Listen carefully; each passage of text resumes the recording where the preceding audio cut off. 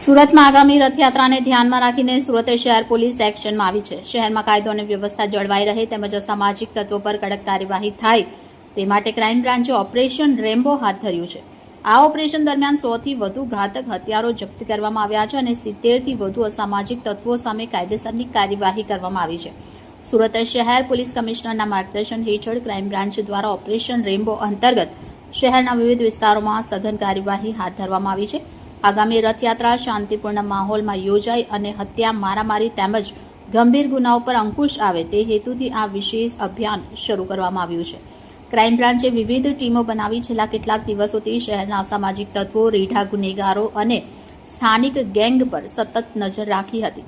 તપાસ દરમિયાન ગેરકાયદેસર રીતે ઓનલાઈન પ્લેટફોર્મ અને રિટેલ દુકાનોમાંથી ખરીદવામાં આવતા Rambo knife, button knife, dragon knife, pocket knife અને ટેક્ટિકલ નાઇફ અંગે માહિતી મેળવી શહેરના વિવિધ વિસ્તારોમાં સરપ્રાઇઝ રેડ કરવામાં આવી। આ કાર્યવાહીમાં 100 થી વધુ પ્રતિબંધિત ધારદાર હથિયારો જપ્ત કરવામાં આવ્યા છે। 70 થી વધુ અસામાજિક તત્વો સામે ગુજરાત પોલીસ અધિનિયમ હેઠળ કાયદેસરની કાર્યવાહી કરવામાં આવી છે।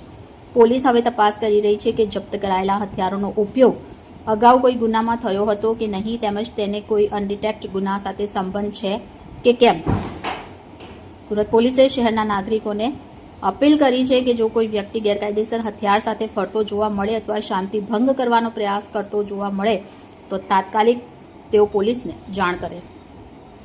માહિતી આપનારની ઓળખ સંપૂર્ણપણે ગુપ્ત રાખવામાં આવશે।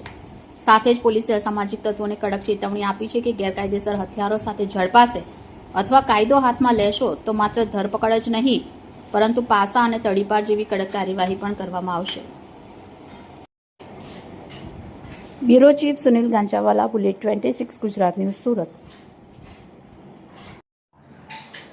આગામી રથયાત્રા તહેવાર અન્વયે સુરત શહેરમાં સુલેહ શાંતિ જળવાઈ રહે અને ભૂતકાળમાં બનેલ ખૂન, મહાવ્યથા અને અલગ પ્રકારની જે શારીરિક સંબંધીના ગુના છે આ ગુના પર અંકુશ આવે તે હેતુથી સુરત સિટી ક્રાઇમ બ્રાન્ચ તરફથી એક ઓપરેશન રેમ્બો શરૂ કરવામાં આવેલ હતી।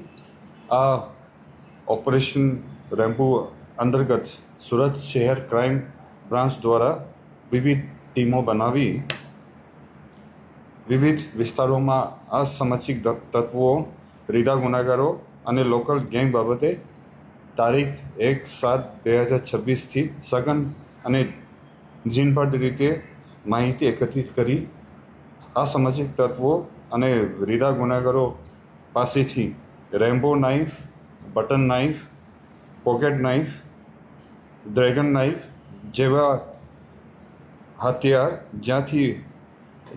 હથિયાર મળેલ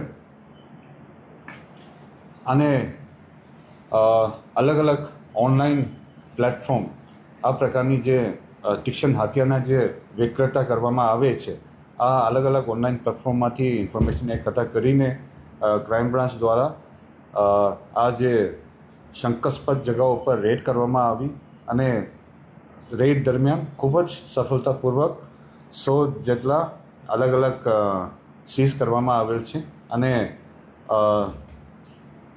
17 જેટલા અસામાજિક તત્વો અને પૂર્વ ઇતિહાસ ધરાવતા ગુનેગારોને પોલીસે આગળની જે કાયદેસર કાર્યવાહી કરવા માટે ક્રાઇમ બ્રાન્ચમાં પૂછપરછ કરવા માટે લાવેલા છે।